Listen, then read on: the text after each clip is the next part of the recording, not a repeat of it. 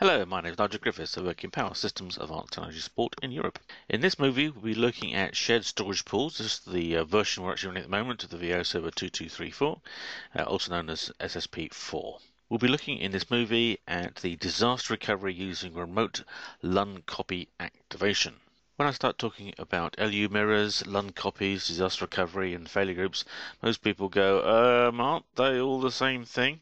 So we'll first look at what we have with the failure groups and the mirrors, and then we'll look at the disaster recovery and how that can help and add a whole new dimension to our recovery procedures. Here's my standards picture of a shared storage pool.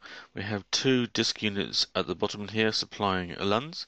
These are going into the pool. We've mirrored them or produced a failure group. This means that one set of disks will be mirrored onto the other set of disks. This is done at the logical unit level. These are the blocks that make up the disk that a particular virtual machine thinks is a disk. So we have in this example in here two machines with a pair of VIOS servers on each. But what happens if we lose a disk subsystem or the SAN connecting to it? Then we carry on running. You'll see that the blue disks are available on the mirror set, and we can just carry on running our machines and our virtual machines without interruption. Then if we get our disk subsystem or repair our SAN connection, then the shared storage pool will realize that the other set of LUNs are now available, and it automatically resilver back to those LUNs. So then we have the full mirrored version of our shared storage pool. We don't end up with stale drives. We don't have to log on to our virtual machines to actually do the resilvering, which is good news. That can save us a lot of manpower when we have hundreds of virtual machines. But what happens now if we lose our server and our disk subsystem at the same time? Instead of thinking of these two machines and the disks in a single computer room, perhaps they're different ends of a large computer room, or they're in two different computer rooms in the same building, or nearby buildings, buildings that we can run high-speed cables and fiber channels between the two buildings. So in this case, we've actually lost a building or a computer room. Well, of course, the damage is higher, but what can we do about that with a shared storage pool? Well, we've lost our mirror, but we can carry on the remaining mirror. We could rebuild that virtual machine on our existing kit. So we put it in here, and we can remap those logical units into our new virtual machine and carry on running. We have other movies that go into this scenario. This shouldn't take too long, perhaps a couple of minutes per virtual machine. Of course, if you have hundreds of them, then that will take some time and you could automate it a little bit. Look at the other movies for more information. If we then get back our disk subsystem, then the remaining part of the shared storage pool will do the automatic resilvering. So we're back to our mirrored condition, which is good. If we then get back our server, well, now we have to be careful because we have two copies of the virtual machine sharing one copy of disks, and we know that can't work. Well, we did actually give it a try. It slowly trashes your file systems as you go, and so badly that you probably have to go for your backup tapes. So just as a reminder, the failure group mirrors have been out for 1.5 to 2 years now, business as usual. While the new VM is running, do not restart the server, the old server, if it will restart the old virtual machine automatically, and certainly don't restart the old virtual machine manually. You have two approaches. You could remove the old virtual machine and then use live partition mobility to take the new machine back to the old server if that's where you want to run it. Or you could shut down the new virtual machine, then restart the old virtual machine, and then to clean up you want to delete the new virtual machine to stop yourself having an accident. As I said, this is all business as usual. We've had this for a number of years now. Let's look at some new possibilities with this DR offering. So let's talk about proper disaster recovery. We have a whole site down. The servers and the disks have gone, and of course you are stuffed at this point. Unless you've prepared for this scenario and you've done some homework and at least got your data out of the computer room somewhere else. This could be water or fire or flood, all sorts of reasons. Most probably some digger cut up the electrical power supply and your generator failed to start. So what do you need to do in advance so that you can recover from your disaster? Well, most disk units have some sort of point-in-time remote copy feature where you can copy LUNs to a remote machine, usually of the same type. And you can also do this point in time for a group of LUNs. You put them into a group, and then you do the copy for the entire group. This means you have a consistent set of disks at the remote end.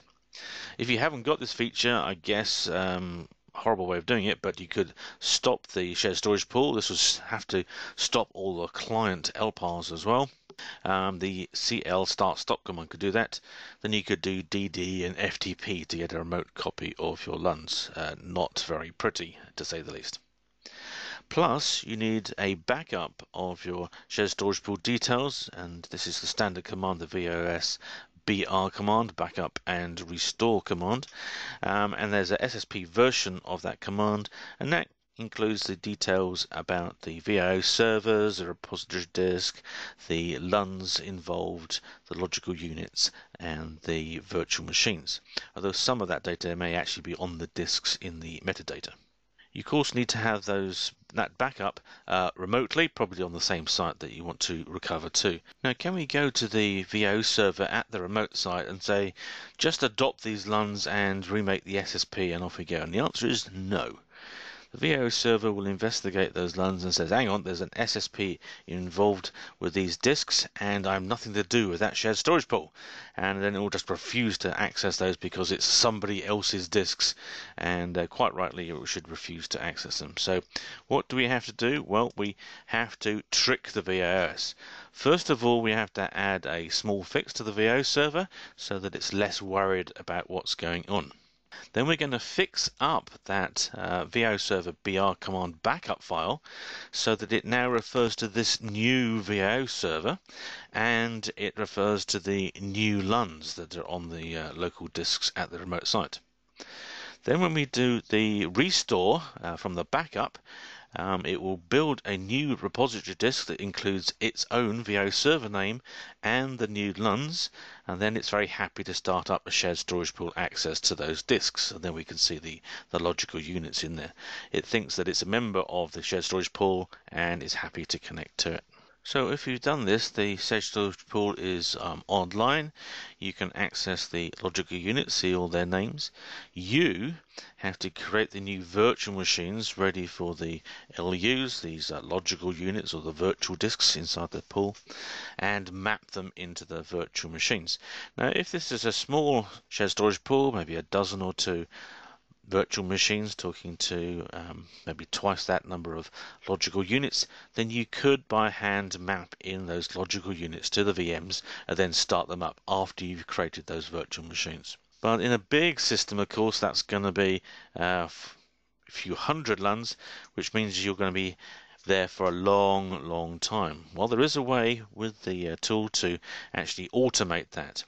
So we have a mapping file which we hand to the restore command, and it will map all the logical units to the right virtual machines on the right actual physical machines connected to the new pool.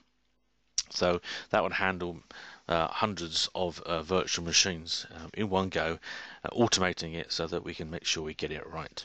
Well, that's the concept stuff. Let's get practical. What is it actually like to implement and use? Okay, so the first place you need to go is this DeveloperWorks article. There's the title up there, and there's a URL to get to it. First of all, need to note that it's no official support for the tool provided, and so it's at your risk, and of course you can do the remote testing happily in the background, so it's good to do that in advance so you know it's going to work. It is actually from the developers that are in the VIO server shared storage pool team. Here are their names and email addresses, and you email them to get hold of the DR tool. They're using this method so that they can track who's actually using it, make sure you have a good experience, and they'll do their best to support you. The actual article is enormous, and they work through various different configurations to recover dual VIO servers and multiple machines, and doing all those mappings of the logical units to the different virtual machines. So do have a look at that, read it thoroughly. It does take quite a lot of reading because there's so many details of the worked examples in there. Point out a few caveats. I've covered some of these already. You'll need this tool to do the recovery. It doesn't come with the virtual I/O server itself. If you're going to provide a mapping file, then you will need some details about the virtual I/O servers, the virtual SCSI adapters, and the new virtual SCSI adapters, so that we can map the virtual machines to the right logical units. If your logical units, your virtual disks, have sensible names, but perhaps you could work that out manually. The tool is going to assume that point-in-time consistent backup of your LUNs in your machine room to your remote machine room, and another little point that the source and target machines must be on different HMCs. So if you're doing testing, make sure that's true. The HMCs get a bit confused when it can find two shared storage pools which are different with the same names and the same IDs. That one caught me out as I was testing it remotely into the same computer room. And there's no guarantee that this DR tool will appear in a virtual server in the future. It may do, it may not. Another place to look is Chris Gibson's web article. He's in Australia. He was an earlier tester of the tool with the developers of an early version of it. He's got an excellent article there walking you through what he was doing and proving that it all worked quite happily for his large customer. Well worth reading through before you give it a go. Okay, let's give it a go. Typical of shared storage pools, it takes you an hour or two to get the concept right, understand what's going on, and then it takes you 2 or 3 minutes to actually do the work. And all this I've collected actually giving it a hands-on try. On that source site, then we're going to do the backups, that point in time of all the LUNs to the remote disks, and we're going to run that viosbr command. The cluster name option in there gives it a clue to save all the shared storage pool data in the backup file, and I copied that to the remote boxes, the servers as well. Don't copy the repository disk. It won't actually recover if it finds a copy of the repository disk. It'll again assume that that's in use by somebody else and refuse to use it. So after your disaster, or perhaps you're giving it a test, create a new repository disk. We typically use 1 or 2 gigabyte LUNs to do that. If you're reusing a repository disk, then the quickest way is to actually use the clean disk command to actually wipe out the header on the front of the disk so that it looks like a blank disk. Then we're going to prepare the SAN. This is the standard for when you're setting up a shared storage pool for the first time. So you'll zone in those LUNs and the repository disk LUN to the new VIO servers that are part of the new shared storage pool. You'll set the no reserve, of course, for the LUNs because they'll be online at the same time. Then typically you get on the VIO servers, and then you run the config dev command, and I use the lspv-size command to check I've got all the disks zoned in correctly. Do that on each of the VIO servers. Then again on each of the VIO servers, we're going to add this DR fix that came as part of the tool that you've been supplied from the developers. At the moment, this is the version in here, so this is built for the VIO server 2234 version, and that literally takes 5 or 6 seconds to install. It's not a big package or a big deal. Next, we need to have 2 files called a node list and a disk list. They don't have to be called this. These are just 2 files that sort of regular names, so you can understand what's going on. The node list has a list of the VIO servers. Here's the 2 VIO servers that I'm using in here. The disk list, you use this lsatra command for each of the disks that are making up your shared storage pool. So these disk names will have to be match what you're doing there. They actually produce this command. Actually produces this output in here, and this is what's the format it actually likes. This bit that's a little bit bold in here, it actually appears on my V7000s, and you can actually see the same number in here, so you make sure that you've got the right LUN. And here's my had a LUN called Stella, and here are the first 2 disks of it. So once you created the node list and the disk list command, I think we're ready to bring in back our shared storage pool. The next thing we're going to do then is run this customize command. This is going to take the backup file, then it's going to have a list of the host names and the list of the disks that we've already prepared. So in this case, this is my backup file here for my Stellar pool, my node list and my disk list, and it asks you, do you also want to do the LU mappings for the client LPARs, or yes or no? If you type yes, then it writes lots of information on the screen. Don't worry, you meant to read all that and understand what's going on. If you say no, it builds the shared storage pool and then it lets you run the LU map commands to connect the new virtual disk to the new virtual machines. Of course, the first time you want to do this, you just use the no option. Let's just get the shared storage pool up and available. Perhaps if you're testing it, then you want to start doing the mapping, so next time you run the dr test, you'll select yes and try using the map files. In my case, I typed in no, and it says this new configuration file is created successfully. It hasn't actually recovered anything at all. Now it just has this new backup command that has the right VIOS servers in it and the right LUN IDs in it, so that when we recover it, it will actually grab this new copy of the pool. So here's the actual restore command that does the hard work. I've got the same as the original name for the pool in here, Stellar. This is the new repository disk that we cleaned earlier on. Here's the new fixed backup, and we're going to ask it to do an operation of type cluster remote. This is the new thing that we added with the fix. When it actually does that operation, you actually get on the screen something that looks like this on the screen. I was rather confused in here, but because it's worked fine, then it doesn't actually output any lists of devices underneath these headers, and this is a good sign. This is, as you can see at the top in here, it says restore successful. This is a good sign if you get this sort of empty header lines coming out. Now that command will take just a couple of minutes in my very small example in here. Then you're a bit sort of thinking, well, what do I do next? Well, you actually have the pool created and the cluster is up. So you know, standard cluster lists tell me the name of the cluster, Stellar. Then we can use the status command, and we can see the two VIO servers are running here. And if we list, then we find all the logical units are here and ready to go.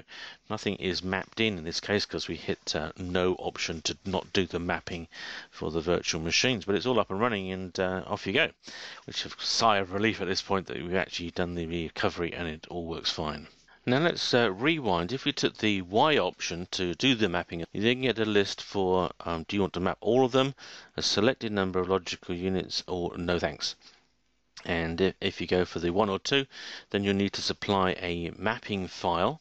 And the file looks like this. So you have a host name title in here, and then we have the VIO server that was on the source and the VIO server that you now want to use on the target machines. Then we have these codes for the source location code and the now target location code. This is sort of format diagram. The next screen has got a more worked example that hopefully you can understand what's going on.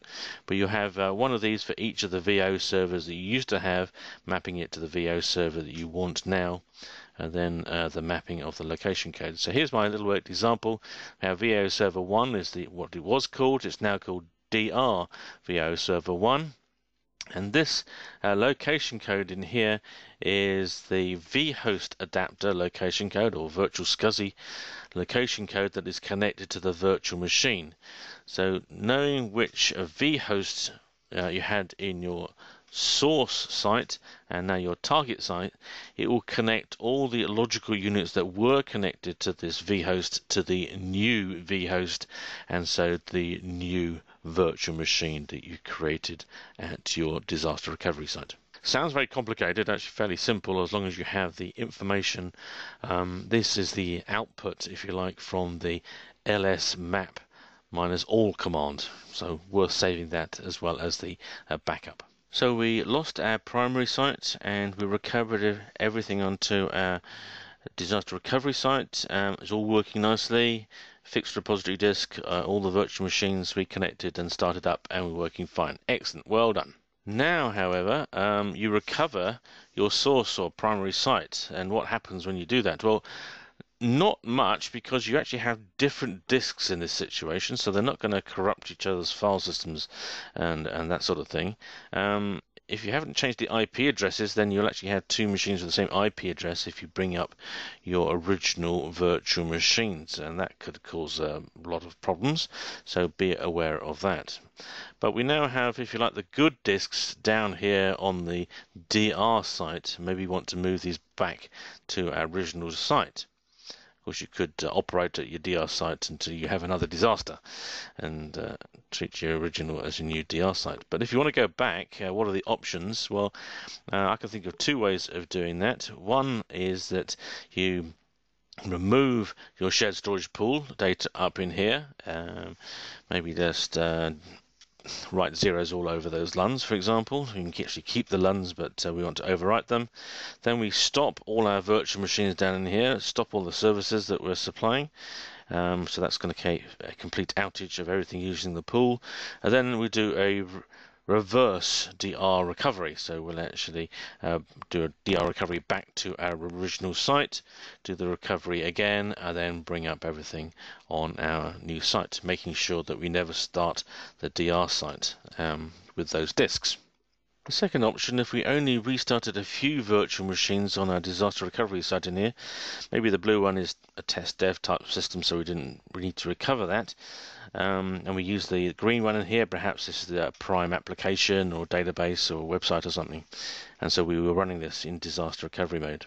What we need to do then is only copy the logical unit that this virtual machine was using, or logical units.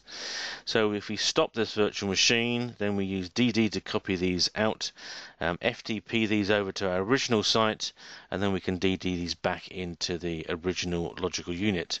Then we've freshened up the data in our original shared storage pool, and we can start the green service back up in here.